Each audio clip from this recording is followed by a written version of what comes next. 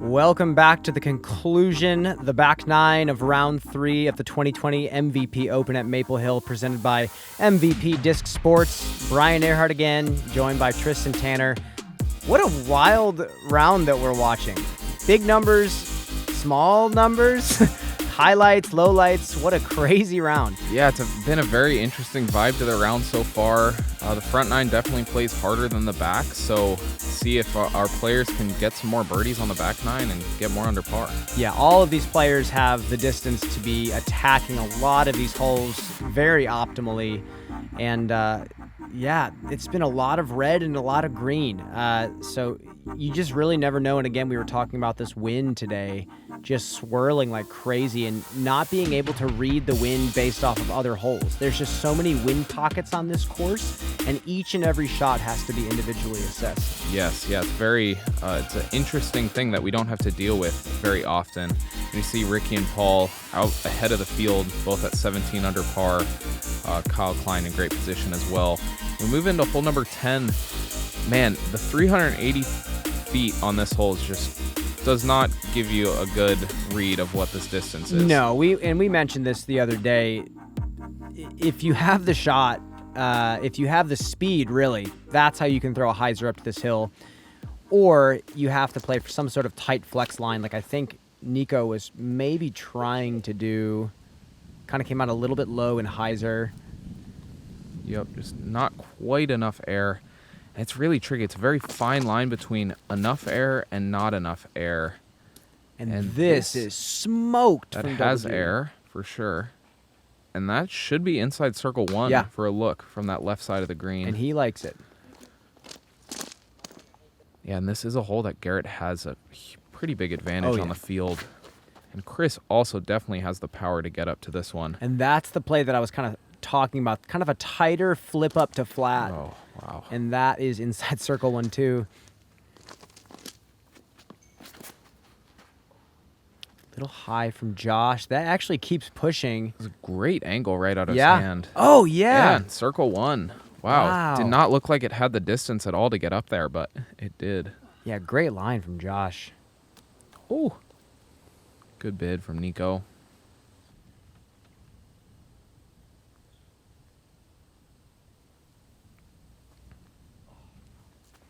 Looking for that bounce back stat birdie. Could not capitalize. And that's a scary putt to have to make. Yeah. From being that close to the basket, going up like that, and you can't really tell what the wind's doing up there. Yeah, we saw the other day Calvin opt for a basketball type putt. Yep. And Double G is touching the castle and not being as tall as Calvin Heimrich. I'm wondering what he's going to do here for this little 8-footer. Yeah, that's when you almost wish you were like 5 feet back. And he does go with a little turbo push, and he gets it. And that's 2 just really amazing birdies on that hole.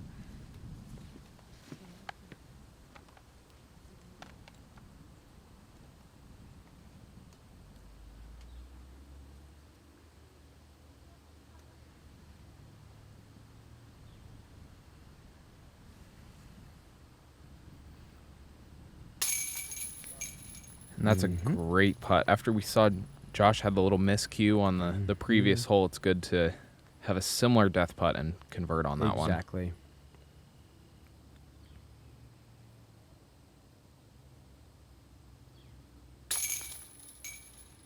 Nico with the par. 2 pretty much park jobs and 2 pars in that hole is not too shabby. And we move into hole number 11, 780-foot par 4. That really has some specific zones you want to land in, but I still think distance on this one makes the hole so much easier. Yeah, like you've mentioned before, the red and green zones on this hole, exactly. 10-foot differences make a huge difference on this hole, just to give you the angle and not be in the trees. Yeah, it feels like bombs away, but really, unless you have this level of power... And that is bombs away. Yeah, that's that's a Halo Wraith, I believe. And that's over the Christmas trees. He can throw whatever he wants from there, I think. That just had so much height. Chris is needs to fight. There is woods over there. Yeah, he does get shoved down quite a bit. Couldn't quite tell if he got in or if he got a good break to stay on the outside.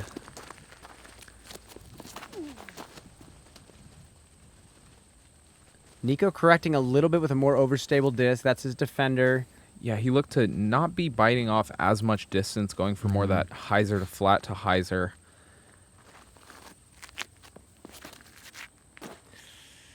That looks pretty turned over. Needs to get some fight.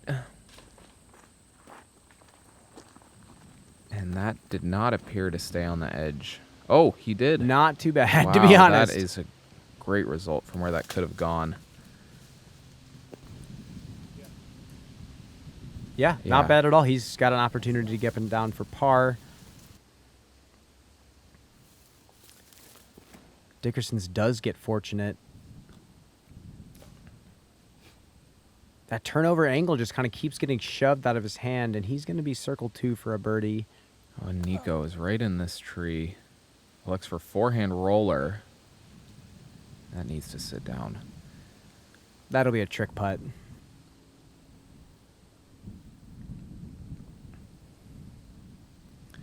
And man, if Garrett just had 5 more feet of power. Yeah. Oh, yeah, poor guy. But that Firebird flick is on today, and he's done that on 7. He's done that on this hole, and that's going to be a tap-in birdie for Garrett. Ooh, and almost ringing it up for Josh there.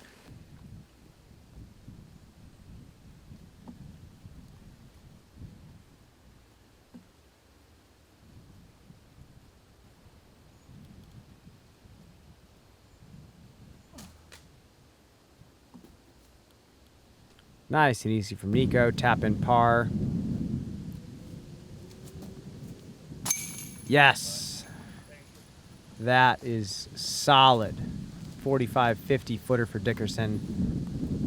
I think he has one of the cleanest step putts on tour. I think a lot of people who do that style of putt, a lot of the putts are borderline foot faults. It seems like Chris just has that dialed in so well. Yeah, it's never a question whether he's foot faulting or not. It's totally clean, and then the flight of it is just so simple. Incredible.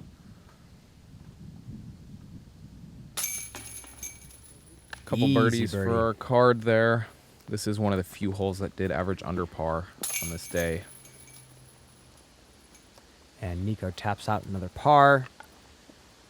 And we're going to move into hole number 12, another hole where a precise distance line is very required here. Yeah, you're trying to get somewhere down the gap, but like we mentioned before, even though this hole throws the exact opposite direction from hole 11, that doesn't mean you're going to have the opposite wind. No, it almost felt like we had close to the same wind. Mm-hmm. And then this green is very tricky, very downhill, very hard packed, fast. So you got to have control once you throw a perfect drive. And if he gets that to drift, this my gosh. Park the hole. What?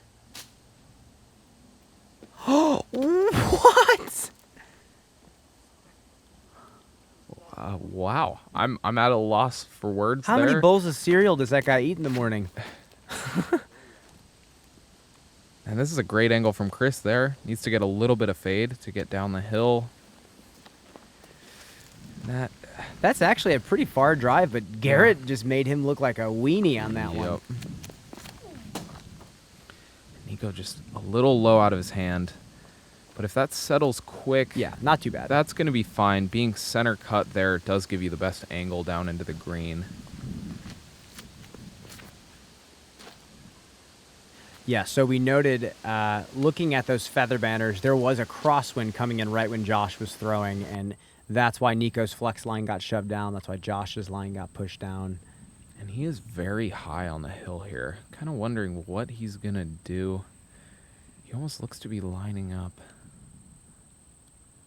You don't think he's going over the top, do you? Might. It almost looks like it, but I could be wrong. He goes over the top and he flex. Whoa. I have never seen that play. Where is it? We heard it. It definitely hit something. Was that center cut fairway? Yeah, I think he's right in the middle. Great shot. Textbook play right there. Nico throwing the forehand down the gap. getting through the trees, and he's going to have just outside the circle for birdie. Normally, this shot would be one of the longest on a card. Dickerson is inside circle 1. Yeah, Garrett can throw a Sonic at this basket. And, man, to be able to control the disc with that slow of a speed into this green is just such a luxury. We saw Ricky do it the other day, just being able to throw a jump putt. And that's really a great scramble. Oh, yeah. From Josh going with the big anti-flex over the top on the second shot.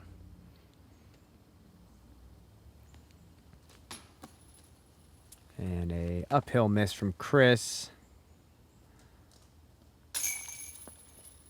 Yeah, I mean, if you have the power to throw that shot, it ensures that you at least land at the bottom of the hill if you do put it up there high enough. Still, Josh not super stoked about taking a par here. He's got to get something going after that nasty hole 9. Hasn't really capitalized on anything since that. And that was 3 in a row for Garrett, and then a couple pars for Nico. I just want to send a huge thank you out to all of our Innova throwers that have supported the Tour Series program. Every player on Team Star and Champion has a special signature disc available at the Innova factory store and at retailers around the world. Huge part of what keeps us able to do what we love and be professional disc golfers out there on tour. So thank you so much for supporting it.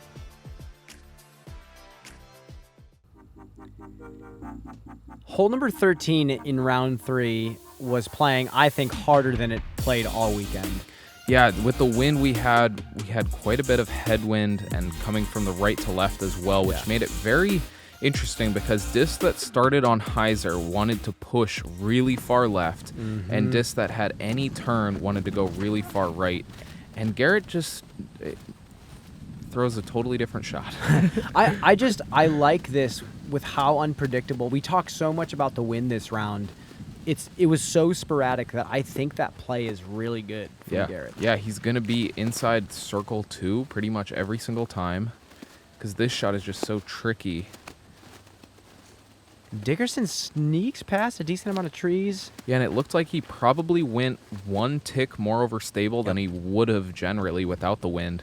And you see it just doesn't allow it to have that straight finish that you need. Nico's challenging that crosswind, and it just keeps pushing right. And that's just a Sirius, just a Is it really? A slightly overstable putter that he can just rip on, and it goes straight for a long flight. That was a good move. Oh, and this looks great. Yeah, another Missed overstable some disc from trees. Josh. Yes! Oh, yeah, right into that ditch, right where you want to be on this hole.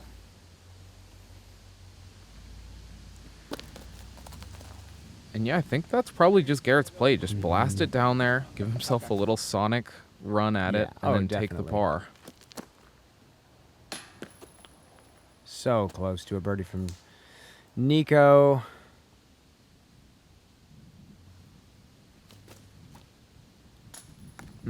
Left side.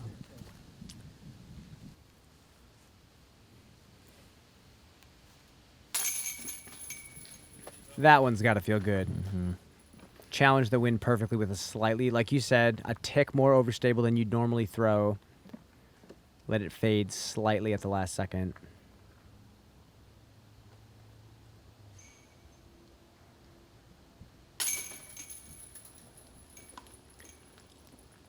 Over the top play results in a par from Garrett. Chris will tap in his par as well.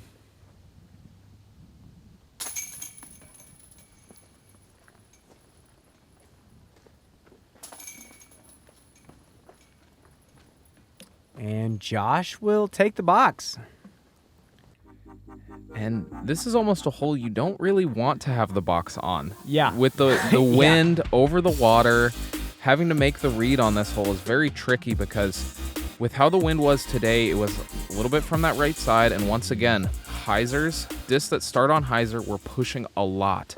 And discs that got anywhere else or any other angle just weren't really doing much. And that's gotta keep going. The line was actually good. He threw subtle hyzer and let the wind kind of flip it up a little bit.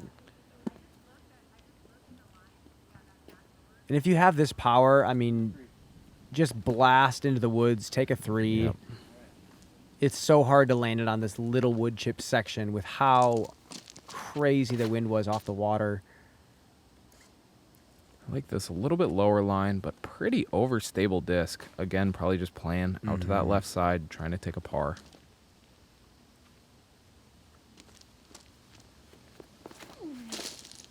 And Nico going with that flex line that he loves. That needs to dig. That thing had to have been extremely overstable.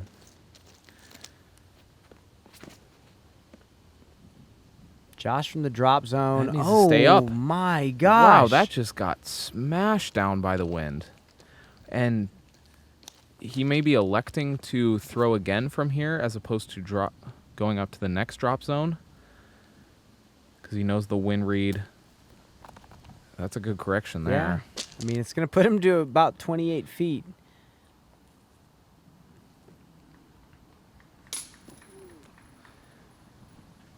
Chris wanted that one and luckily just hit metal and sat down. Oh, my. Man. And he knows it. That one was so close. Double G knows that 3 is good on this hole, especially in round 3.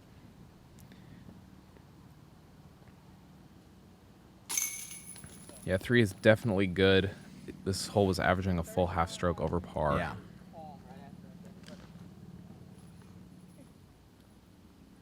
And that's going to be a 6, I believe, for Josh.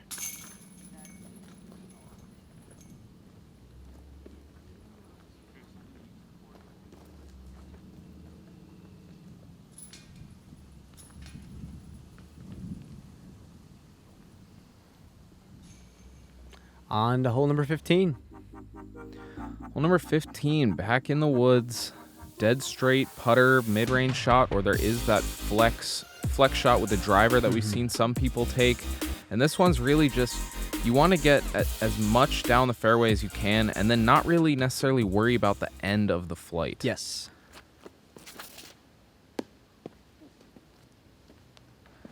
Oh, so close. That drifted just right at that tree and caught the right edge of it.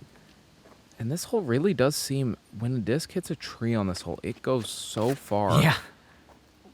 And there's the flex from Chris. That looks like it could be good. Yeah. Yeah, a little bit backside possibly.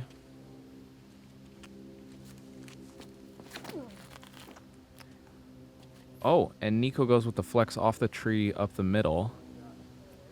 Ah, so you just roll bounce it off the tree. That's Yep. the play.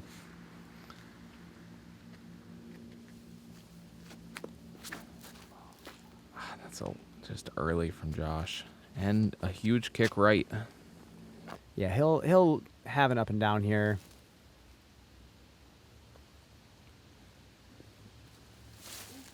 Yeah, I think that's pretty good. Great shot.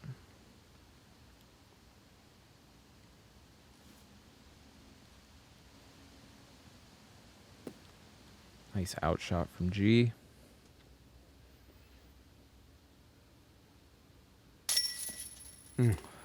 Left side for Nico. Couldn't capitalize on the good break.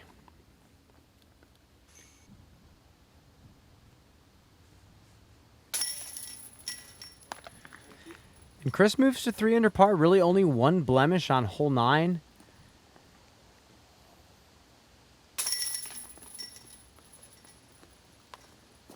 And a par save there from Josh.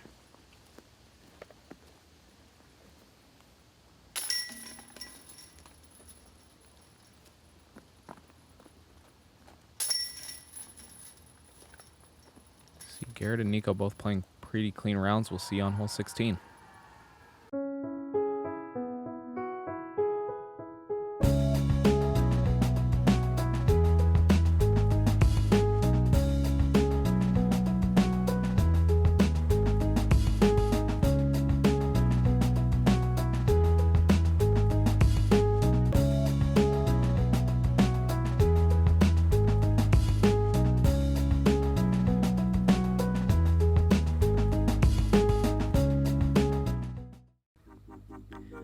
Hole number 16, par 3, 530 feet. We begin the home stretch of this course. If you're trying to two it, I think the best route is to just throw a hyzer flip straight up the gap with a distance driver, full commitment. And the scariest part is if you are trying to park the basket and you're throwing a fast driver, any kick can send you almost anywhere on this fairway. Oh, and this looks laced. Needs to finish straight. And that's great. Yes, Edge of nice circle. drive. And the wind today was kind of weird on this hole. It was coming headwind, but it felt like the wind really didn't affect it till it was about 3/4 of the way down the flight. And Garrett puts a decent move on this one. Pushes a little bit left, and he says, "Are you kidding me?" Another late tree there. There's a nice line over that way. Nico did not like that shot. I think he was trying to jam a hyzer through that right gap with that stag. Sick, bro.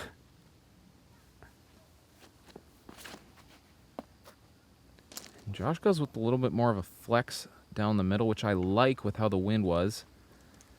That's going to be a long jump putt. Yeah.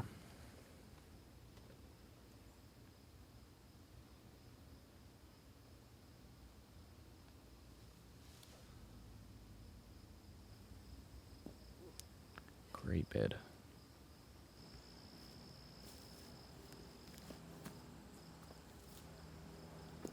Oh, boy. Would have been a nice little 2 there from Josh. He'll tap in a par. And here's another Sonic from G. It's so interesting to see all the different lines he takes with that. I know. Because sometimes he, from that distance, he likes the little flex shot Annie, and sometimes he likes to play just that hyzer. The grass is just so thick on this green that it's pretty easy to just drop a hyzer in. And Chris cashes a great outside, slightly outside circle 1 or slightly inside circle 1 birdie putt.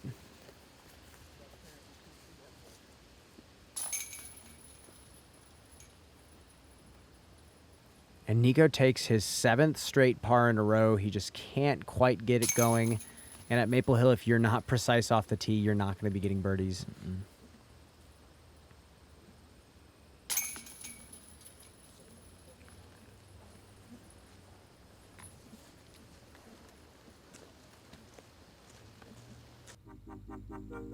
we move into hole number 17, which was playing as the easiest hole on the course most of the days. Got this big Annie shot moving left to right off the tee, trying to position you somewhere in the gap to have you being able to see the basket and have a good angle for your approach. And we do have distance throwers here, finally getting to kind of lick their chops at going for an eagle, which is rare on this course. This is probably the only one. Big turnover here can get it. And I think that's the star power disc from Chris, and that is smoked. Looks great. Needs to hold. Just a little bit too much fade, and that can be pretty tricky over there on the backside, but you are close enough to the basket. There's Garrett with the Wraith again. And that needs to go just a little too early on the turn. He might have a step out there with a Sonic to get up to the basket. Yeah, if you just want a birdie on this hole, you don't have to bite off too much off the tee. But if you do have these big turnovers and you're a righty, why not? And that just looked a little too overstable from Nico. Didn't have that right hold that he was looking for. And Josh looks like he's just looking for the birdie here, and that's... As long as it sits down, it's in a decent spot. He'll have a hyzer to the green.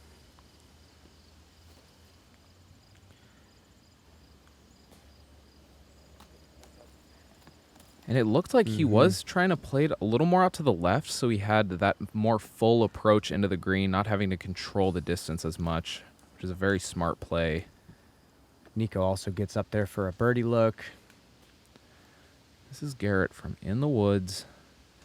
Probably going to have to go some sort of Annie. Yep. No problem for Garrett. And Chris... We can't quite see where, like, what gaps he's looking at right now, but it doesn't look good. And he sneaks through. Yep. 15-footer. Oh, no. Oh, no. That was really like the one big mistake we've seen Garrett make this round. Yeah, just a loss of focus. A pretty short putt there.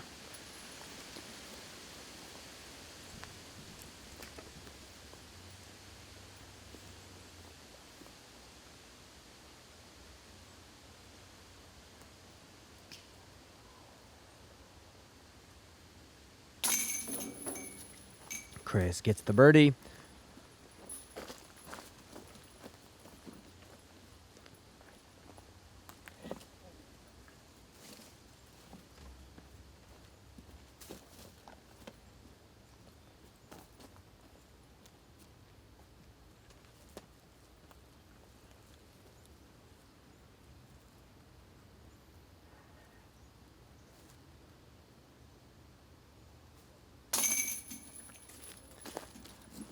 Birdie there from Nico.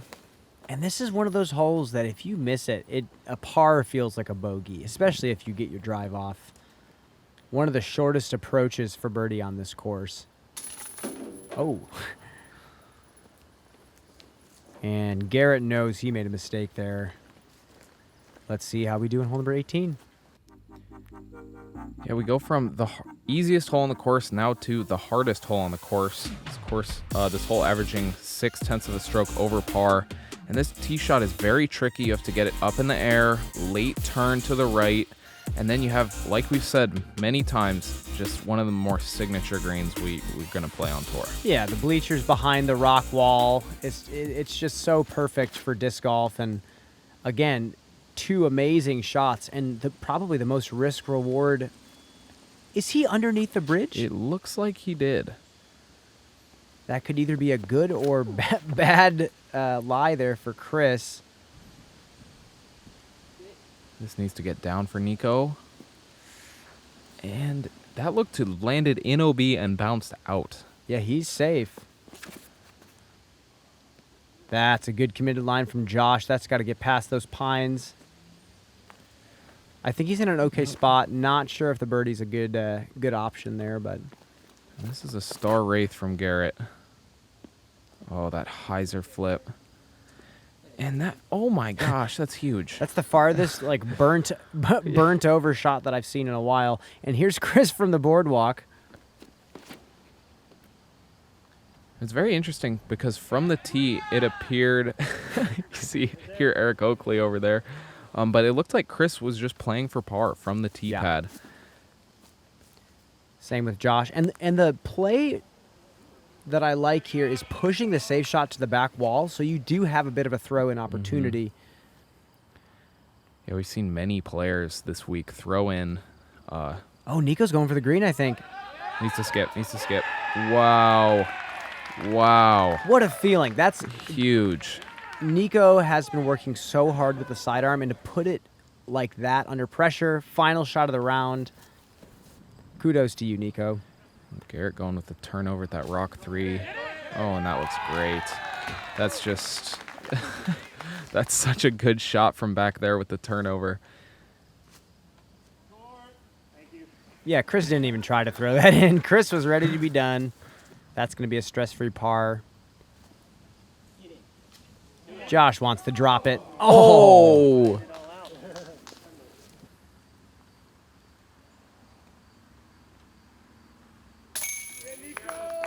Man, what a fun round. Nico finishing at -4, even after a 7-hole par streak. He finishes birdie to complete his tournament.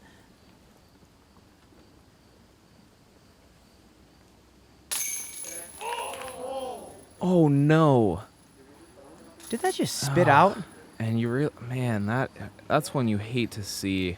After having a little bit of a rough round, to have that last putt spit out like that is very unfortunate. And on this basket, I've heard multiple spit-out stories from short distances. I had one earlier. Garrett with a great round, 5 under par, moving himself up the leaderboard a little. Same with Chris, 5 under, clean rounds. You got to love a course where a 5 under is a solid round. What an exciting round of disc golf, and what a way to cap off this amazing weekend at Maple Hill. Again, thank you all so much for tuning in, and make sure to subscribe to Gatekeeper Media on YouTube. We will keep bringing you disc golf content. And we will see you, I believe, at the Music City Open. Yep. Is the next time we will be tuning in with you. Tristan. See ya. Have a great day, everybody.